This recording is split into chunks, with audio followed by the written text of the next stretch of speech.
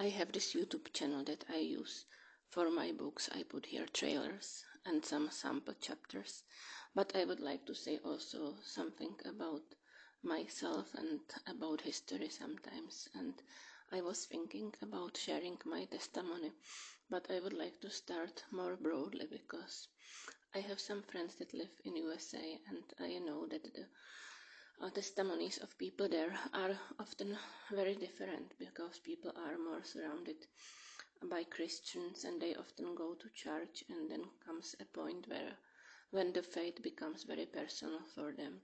And this is different in Europe because people usually don't go to church, and they really come to know the Lord, and only then they start to live actively as Christians, and they are usually not surrounded by Christians at all. And I know that these friends sometimes share their testimonies. Oh, we were atheists, we were unbelievers, we didn't believe in God, and people were actually surprised. You didn't believe in God? Because everybody believes in God here. We just started to live with Him at a point in our lives. And this is different in Europe.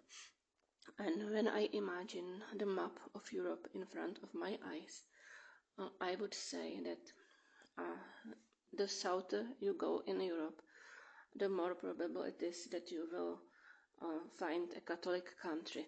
There is Spain, there is Italy, I suppose Croatia is a lot Catholic, and there will be, of course, exception. For example, Poland is in the north, but it's very Catholic, and Switzerland is more in the south, and I suppose that because of their history of Calvin and Zwingli, there will be more Protestants, or at least less Catholics, but I am not sure about Switzerland actually.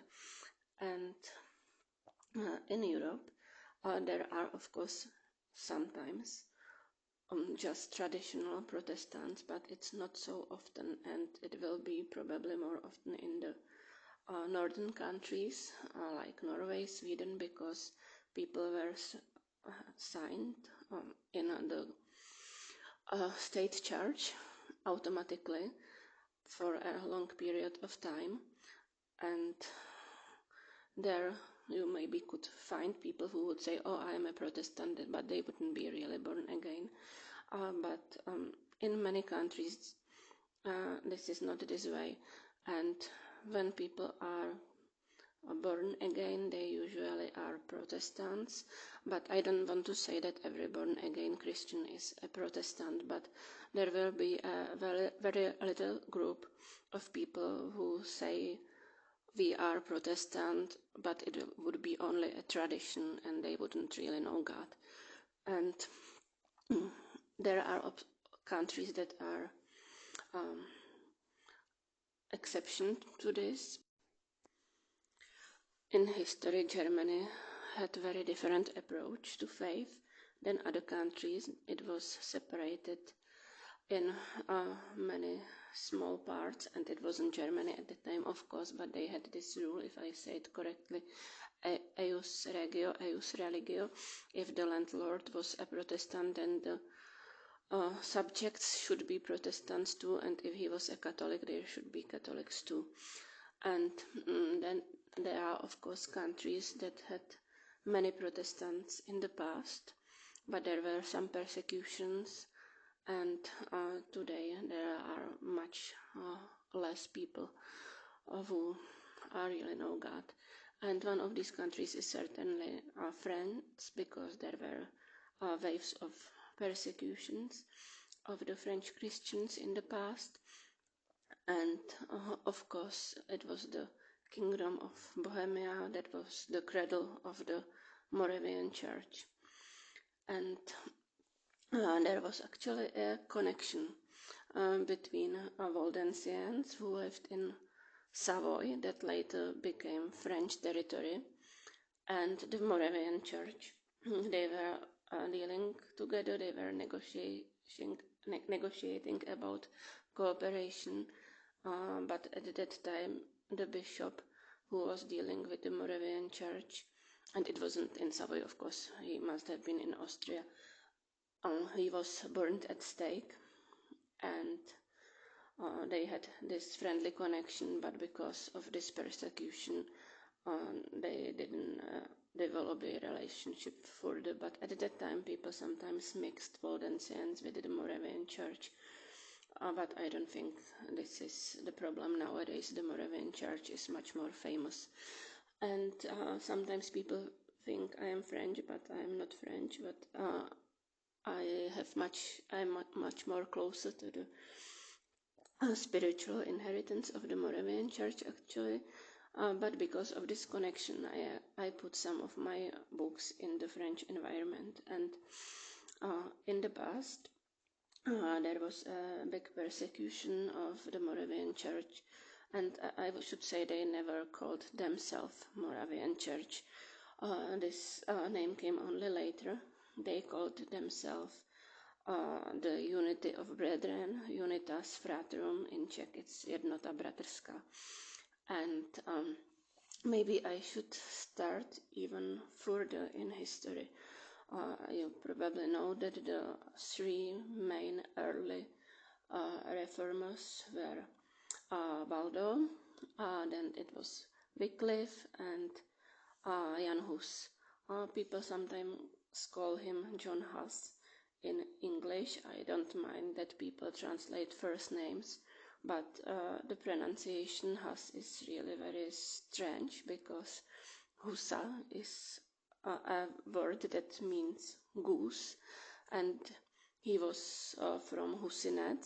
This is also something to do with geese, and it's as if somebody was called John Goose in England and somebody renamed him John Gas in other countries, so his correct name was Hus. And he wanted to reform the church, and he was burned for his ideas in 1415, and he was influenced by Wycliffe, who lived earlier, but he had different points of view in some matters. And after Hus died, then there was a series of wars when his followers resisted the Catholic Church and the Catholic armies, and they were quite capable in fighting. And then they were given some reliefs, and they had many demands, but actually the only thing they were truly allowed was a change in communion. They were allowed to eat bread and drink wine, both. And after these wars, there was another great figure. It was Petr Chelčický, and he criticized the fighting, bloodshed, and he wanted the ideal of an active church who really lives according to the Bible. And then there was another figure, his student, Řehoř Krajčí, and he was the founder of the Unity of the Brethren that later became known as the Moravian Church, and I will talk about them as the Moravian Church as well, but really they were called the Unity of Brethren, and they were established in 1457, and it's probable that Petr Chelčický died 3 years later. But of course, in these early centuries, the dates are never so certain. And the Unity of Brethren had some freedoms till the 17th century. There was this time when it was possible for them to exist in the Bohemian kingdom, but then there were some Protestant leaders who wanted one king, and then there was another king that was Habsburg, and he was promised the Czech throne. And in 1620 there was a battle on a white mountain in Prague. It was a very short battle, the Protestant army was not equipped enough, they were not paid enough, and later in 1621, 27 of noblemen and Czech leaders, most of them were Protestants, were executed, but I think that they had one scapegoat that was Catholic, so that it didn't look like a religious persecution, but as a political movement. And in many ways, it was a political movement. They wanted freedom. They wanted some great ideals, but there was another great figure, and he was Karel Žerotín, and he was friend of Jan Ámos Komenský, whose name is often translated into Latin form Johannes Comenius. And this Karel Žerotín criticized these Protestant leaders. He told them, you should put much more effort in it, you should put much more money to it if you want to fight the Habsburgs, and if not, then deal with them in some other way.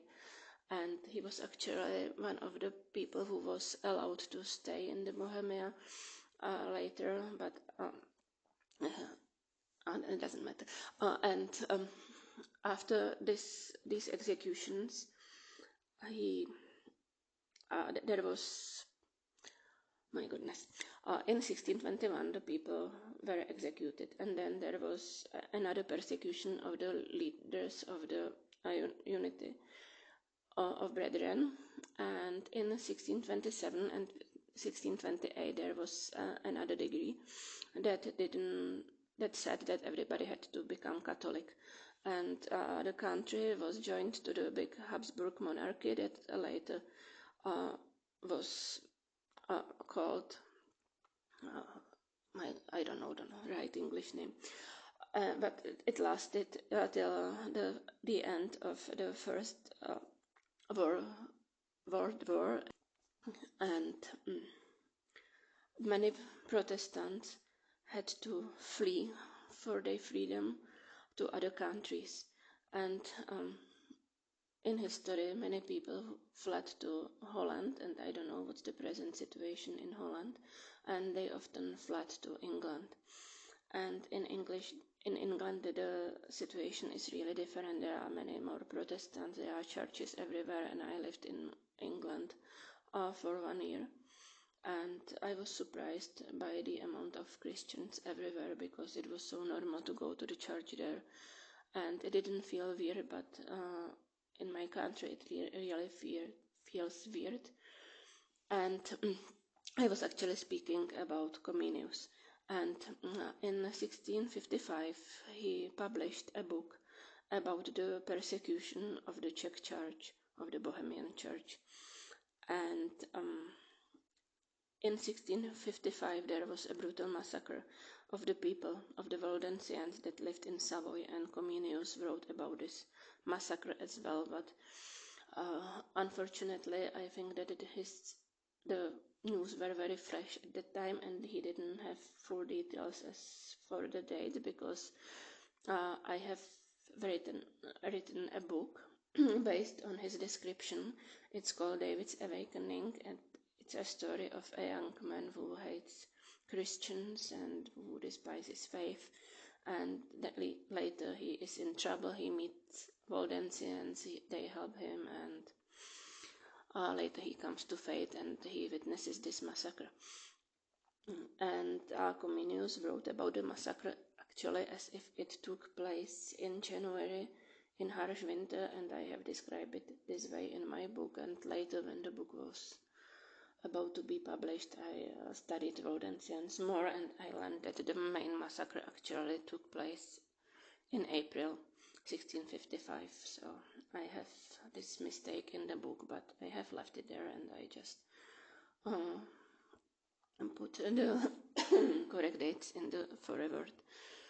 And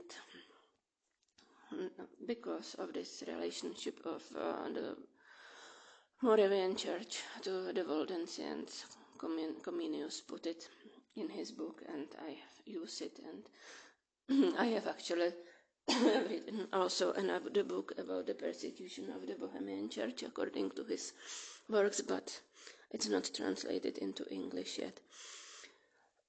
So, because I was writing about Waldensians, I came with a fictional island near to France, because I needed my character David to be close to Savoy so that he could flee there. And later I started writing Apocatastasis series, and I used this island and my character David to meet another of the characters of the series, and that's why I put so many of my books in the French environment, because I use this setting, but I don't actually speak French, and what I can say in French is Parlez-vous anglais? Do you speak English? And because of Comenius' writings, I used the Waldensians. And so you have figured by now that I come from Bohemia myself, and we are very much influenced here by this spiritual inheritance of the Moravian Church.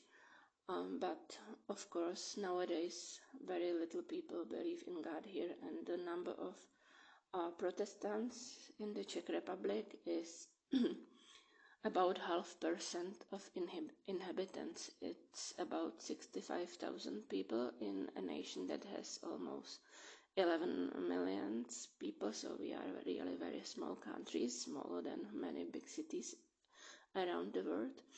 And when you imagine it for a city, the biggest cities here, apart from Prague, of course, which is the capital, the big cities usually have 100,000 inhabitants, and in a city of this size there are usually less than 500 Christians.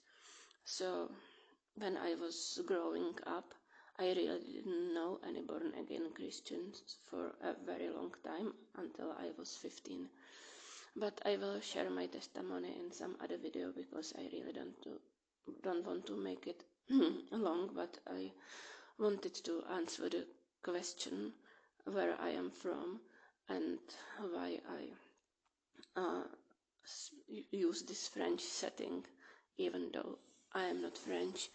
And of course, Margaretta Chalet is a pen name, because when I lived in England, nobody was ever able to pronounce my name correctly.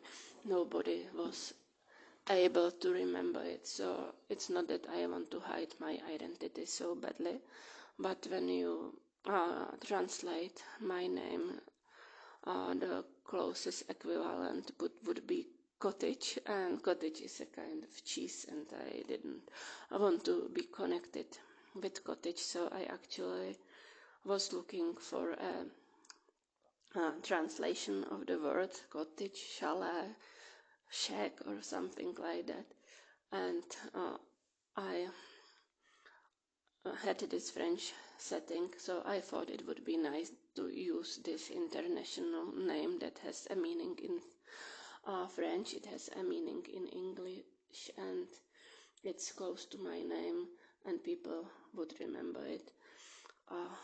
But I wanted to say that I am not French, and I knew of a doctor who lived in England, and he was an educated man, a doctor, and he was living in a good part of the city, and once he overheard some neighbors talking about himself, and they said, "Oh, this white trash."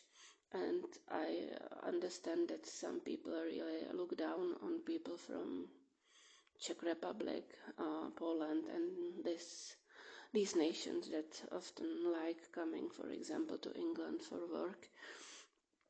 And I just didn't want to say, "Hey, here I am, the white trash with bad English, trying to sell you a book written in English."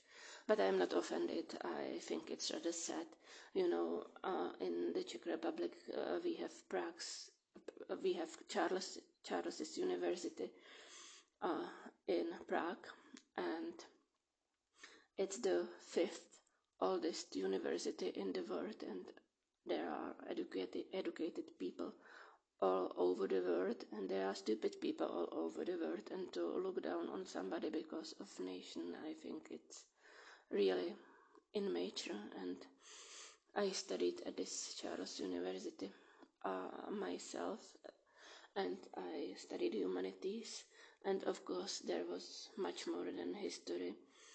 There were other subjects like anthropology, psychology, English, and other stuff, but we had a lot of freedom what we chose, and I chose many subjects and reports that were connected with church history, and I wrote my final thesis about Calvin and Geneva, and this way I studied church history a lot, and it's a subject that is close to my heart. And as I say in some of the books, like in Ever Unshaken, there are edicts that became just a date and something to learn in a history book, but people's life really depended on these edicts in the past, and they are important, and we should know something about them. And as I was speaking about the history of the Moravian Church, I should maybe continue a little. When there were these edicts in 1627 and 28, and it was separated this way because one of the edicts was valid for Czech part, for Bohemia, and the other one was for Moravia. They didn't come out at the same time, and later many people